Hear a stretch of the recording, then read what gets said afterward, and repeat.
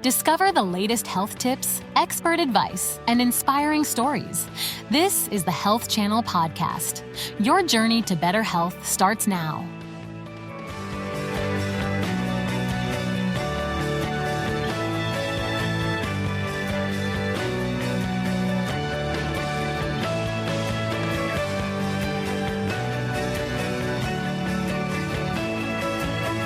Welcome to Ask the Doc. I'm Kathy Buccio. Pharmacology has made incredible advances in healthcare over the past 100 years, making prescription medication the most common way to improve a patient's health. Now, unfortunately, there's also been many cases where prescription medications have led to serious health issues or even death. Mistakes with medications can happen at any stage of the process. Now, today, we have Dr. Madeline Camejo, Chief Pharmacy Officer for Baptist Health, and Dr. Angelica Berni, Director of Specialty Pharmacy at Baptist Health. They're going to give us the 411 on medication safety, and they're going to answer your questions so you won't have to call 911. Next on Ask the Doc.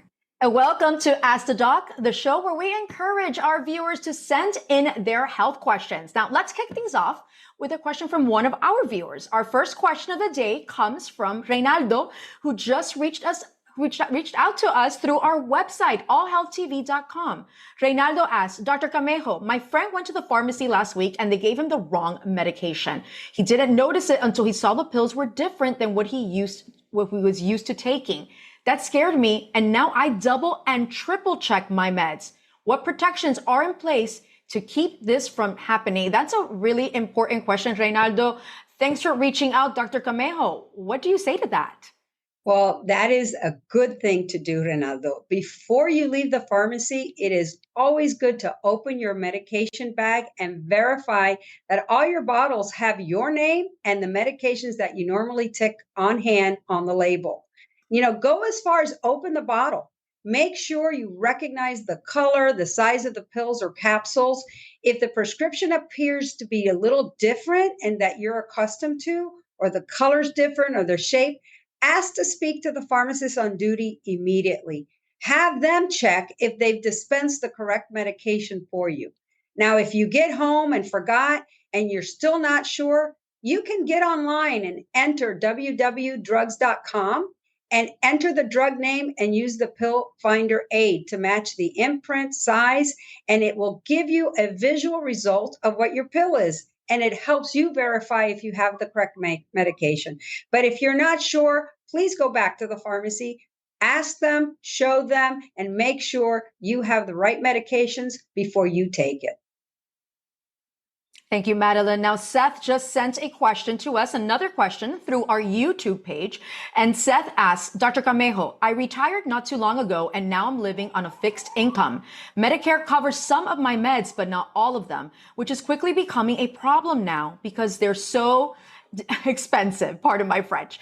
Is there somewhere I can go or someone I can talk to about discounts and or deals on prescription medications? I don't know if you speak French, Dr. Camejo, but Seth brings up a very good point. He's obviously very passionate about the subject. Where can retirees and low-income families go to pay less for prescription medications? Oh, mon Dieu, Seth. I feel your pain. I really do. Most Americans feel sticker shock when they get to the prescription counter. But there are several ways to help you reduce that sticker shock at that counter. First thing you want to do is every year, review your drug formulary with your insurance company and ask your insurance company to give you a list of what they cover. Take that list to your doctor, and especially for your first appointment in the beginning of the year, to help your doctor select the appropriate medications for your condition at the lowest cost. And that helps them coverage your medications. The other thing I would do is ask your pharmacist, is there generic versions of your medications available? These are medications that are identical copies of the brand name drugs and are usually available at a much lower cost. You might also want to compare prices online. There's a website called Single Care out there that you can type in your drug name and your zip code, and it will show you the top 7 pharmacies in your area with the lowest cost. So always shop around. The other thing you can do is consider therapeutic substitutions. Talk to your doctor or your pharmacist. Is there a similar medication that I can take that is really less expensive and or has a lower copay on your insurance plan? Then your doctor, your pharmacist can get you a new prescription for that medication. The other thing I would do is look for manufacturer coupons. Really expensive medications have manufacturer coupons on manufacturer's website. Many pharmaceutical companies will offer discount coupons for certain medications, or you can even ask your pharmacy, is one available for your medication? And last, I would say check online for patient assistance programs or call your pharmacy to see if they can help find a program to help you pay for your medications, especially if you're on low income and can't afford your expensive medications. You will need to probably fill out a bunch of paperwork, but it's really worth the effort. I've listed some websites you can check. They're public websites. One is called medicineassisttool.org. Another one is www.rxassist.org or needymeds.org. These really will help you take your time to see if there are programs that can help you pay for your medications.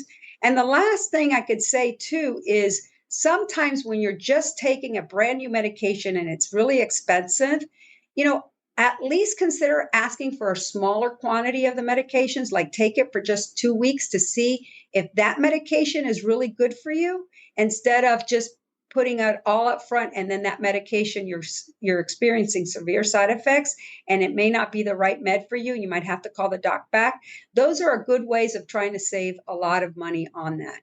But last but not least, the one thing you do want to do is, ask your pharmacist to help you. Don't be afraid that if you can't afford your medications, many people are in that boat. I know medications have gotten really expensive, but there are ways the pharmacist can help guide you on that. But the one thing I would say before I get off this soap opera is, please, one thing you don't want to do is stretch your meds by taking half the dose. That's not going to help you. If anything, that can help and you can end up getting sicker or end up back in the hospital. So make sure you do what you can and always ask the pharmacist. They always have great ideas to help you save money. Informative feedback, Dr. Camejo. And we got another question here. It's something I've never given much to. It's quite interesting. Millie's question is, Dr. Camejo, I was about to flush some of my expired prescriptions down the toilet last week when my granddaughter, who's visiting me from New Jersey, read me the riot act and stopped me mid-flush. She said something about these medicines not dissolving and ending up in our drinking water. How do I get rid of these old pills so that I don't get yelled at by my granddaughter again? Okay, Angelica, what can we do so that Millie doesn't get yelled at and we dispose of medicine properly? Well, Kathy, I'm not looking to point any fingers here, but Millie's granddaughter is absolutely right. So flushing medications down the toilet can definitely impact our environment, including the water we drink and the water where certain animals might live in too. I would say it's definitely so important to safely dispose of expired and unused medications for your safety and for the environment. So I thought I'd include a list with some additional information. So first, I would say, let's check for any take-back programs that communities may have. A lot of institutions and hospitals definitely may have a site where you can actually drop off and discard the medication. Oftentimes, these are no questions asked. They won't ask where this medication's from, the type of medication, if it's yours, a family member, someone you found. That's a really great place to start. Next, though, a really important factor is to make sure that you remove any labels so that you're protecting your privacy or the privacy of whoever's medication that is. You don't want to have your name, any identifiers such as the type of medication, maybe where you filled it. So go ahead and just either remove it, or if you're not able to, you can go ahead and use a Sharpie to black that out. Also, the next thing is, if you don't have access to those take-back programs, the FDA provides great guidance. So what they recommend is try dissolving the medications with some water, then mixing it in with something like coffee grounds, maybe dirt, cat litter, something to make it less appealing to either be taken or eaten by someone who shouldn't be using it. Next, Place that mixture in the sealed container, like a plastic bag or an empty container, because we want to prevent any leaks and we want to keep it contained together as much as possible. Then we'll dispose that medication in the trash, right? We said trash. Make sure not to dispose of this in the toilet unless you are advised to by your provider or pharmacist, or if there's some indication on the medication to do so. We want to avoid having any of that medication go into potential drinking water. The next thing too is, how do we really dispose of these needles and syringes that may accompany some of the medications that we take? So make sure to put those in a puncture resistant container or some type of sharps container. If you're on insulin or something that requires those needles, oftentimes you'll get a sharps container provided by the pharmacy, or you might need to purchase one. They're great, and really make sure that you're keeping yourself and others safe around you. Don't put those in a trash bin or a recycling bin, because they can actually pierce and stick out and actually cause harm to others. All right, the next question comes to us from Jasmine, who reached out through YouTube. And she asked, my mother moved in with us not too long ago after my father passed away. Not only do I have 2 young kids to force feed medication and vitamins to, but now I have my elderly mother who needs help taking her meds. Dr. Camejo, can you give me some tips on how to easily and safely give medications to both my kids and my mom without wanting to strangle them?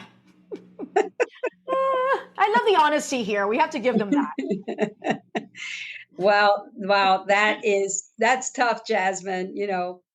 First, if you have small kids, you make sure your medication containers, have safety cups, have safety caps, and keep them out of reach and out of sight of children. That's really important. Store your mom's meds and children's meds in their original container in different locked cabinets in the house, and always put back the medications after using them.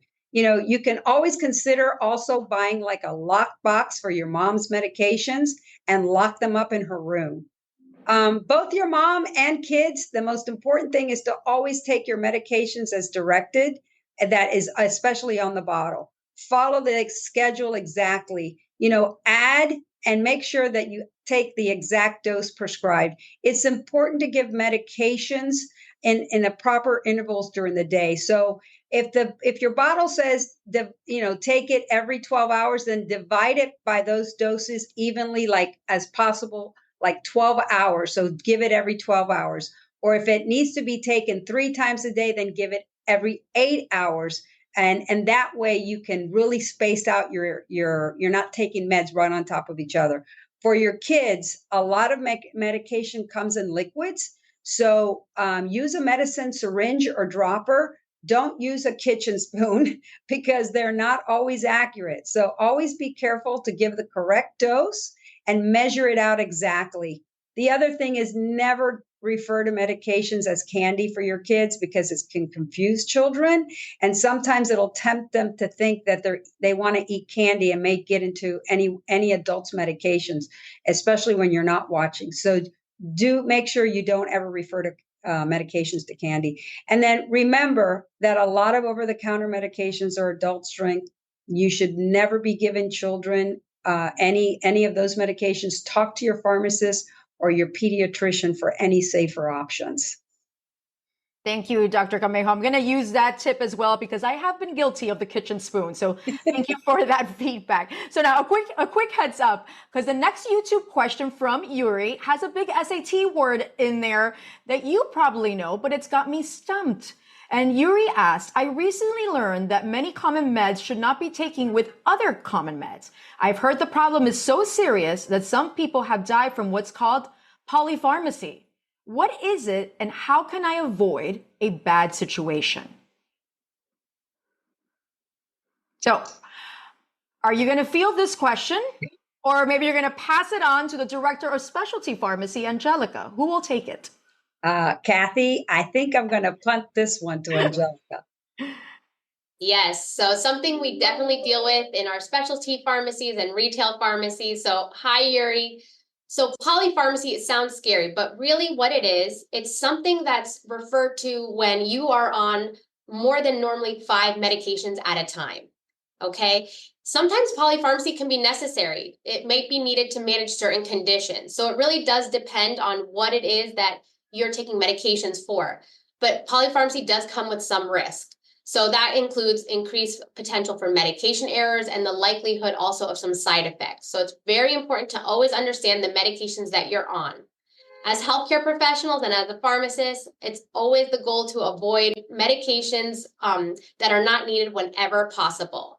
There's several reasons that this may occur, right? But one of the main reasons that you might have polypharmacy is because having multiple medical conditions that can actually be managed by different specialists. So let's think about that, right?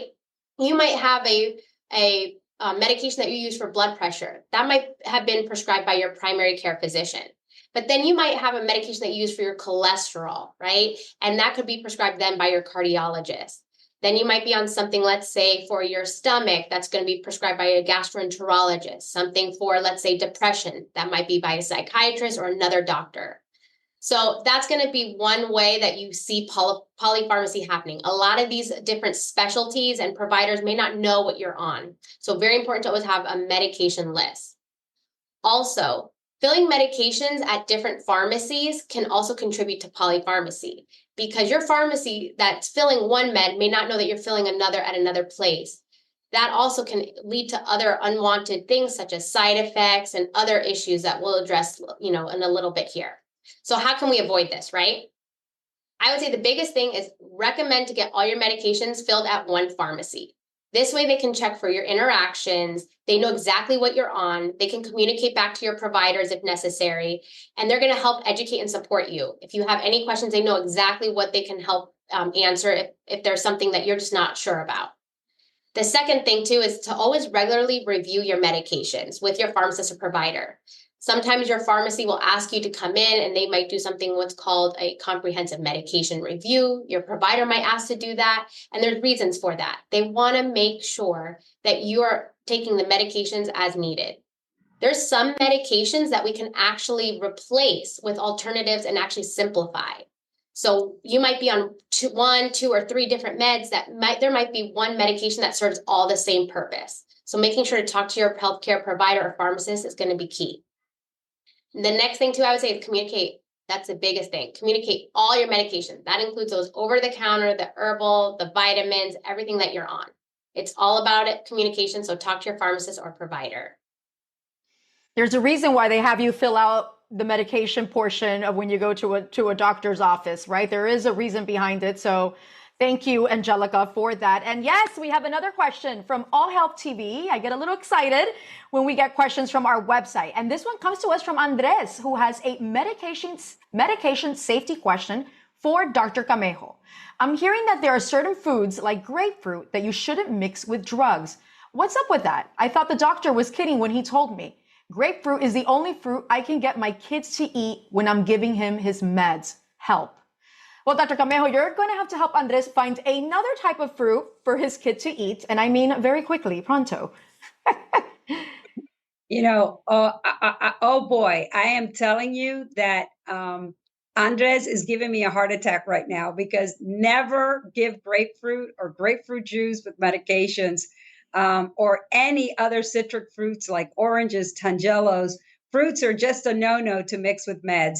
And one of the reasons is specifically with grapefruit is that blood levels of certain drugs raise up because of grapefruit and can cause serious side effects, not just for kids, but for adults.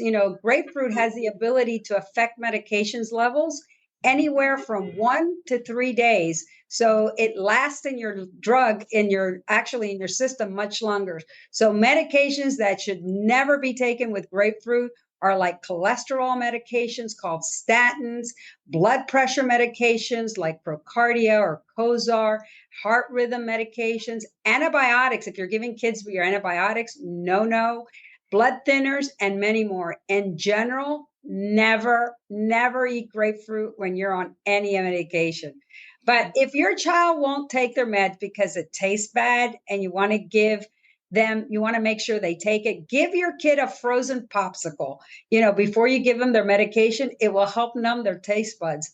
Or mix it with strong tasting food like a jam or even a little chocolate syrup. It will make the medicine go down easier. It's so true what Mary Poppins once said: a spoonful of sugar makes the medicine go down. It's really true.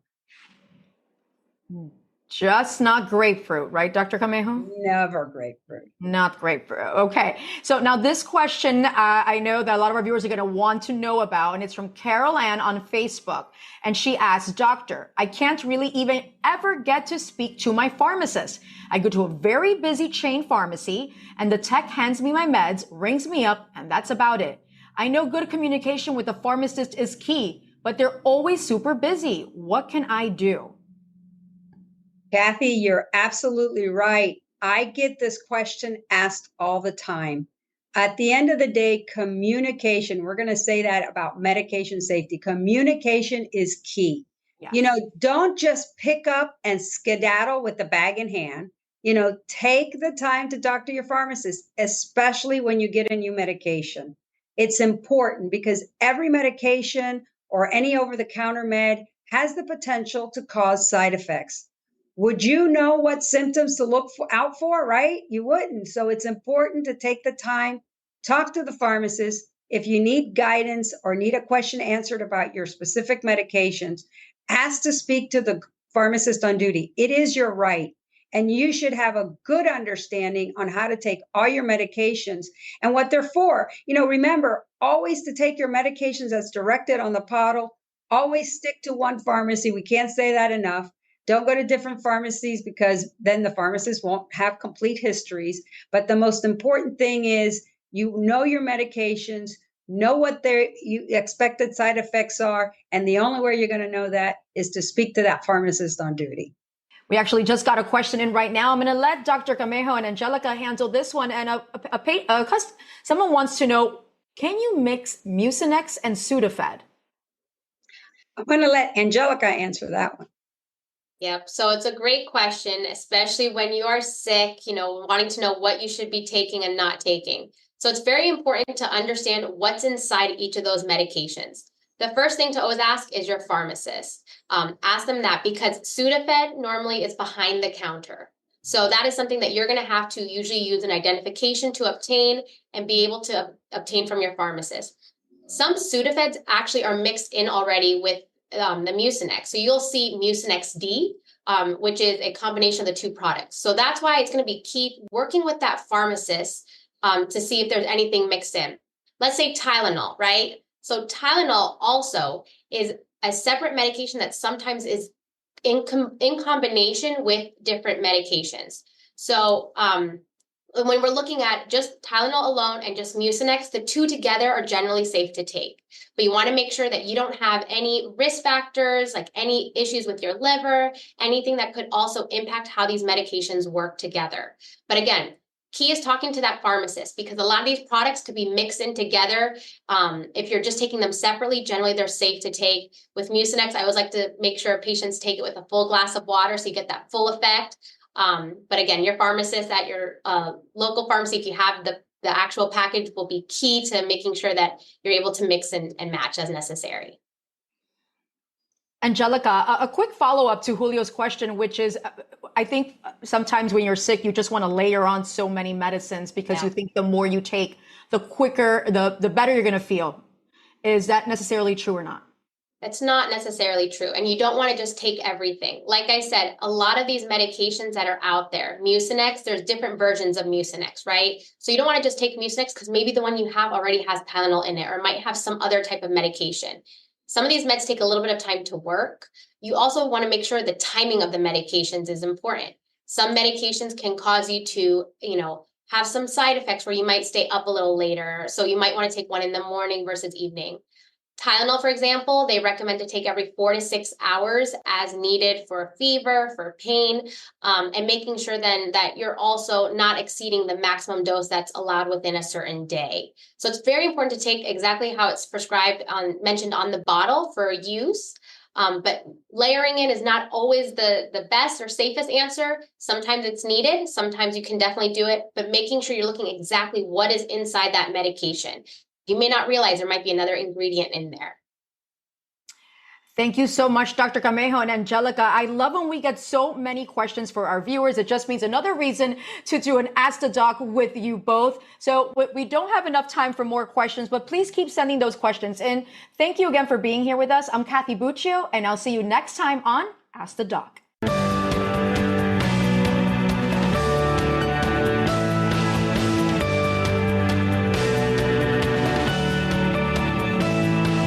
Thank you for listening to the Health Channel podcast.